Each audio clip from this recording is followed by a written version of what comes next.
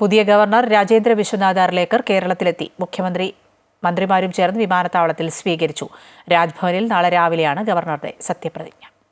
വൈകിട്ട് 5 മണിയോടെ തിരുവനന്തപുരം വിമാനത്താവളത്തിലെ ടെക്നിക്കൽ ഏരിയയിലെത്തിയ നിയുക്ത ഗവർണർ രാജേന്ദ്ര വിശ്വനാഥ് അർലേക്കറെ മുഖ്യമന്ത്രിയും സ്പീക്കറും മന്ത്രിമാരും ചേർന്ന് സ്വീകരിച്ചു.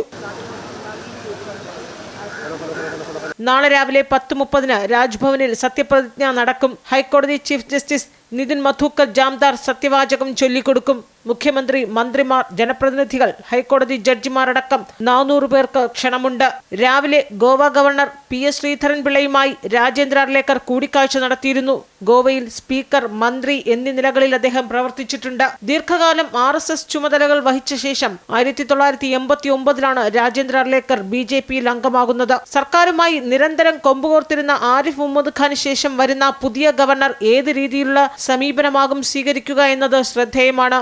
അതേസമയം രാജ്ഭവനിലേക്ക് 2 വാഹനങ്ങൾ വാങ്ങാൻ ഇന്ന് ചേർന്ന മന്ത്രിസഭാ യോഗത്തിൽ തീരുമാനമെടുത്തിട്ടുണ്ട്. അമൃത ന്യൂസ്, തിരുവനന്തപുരം.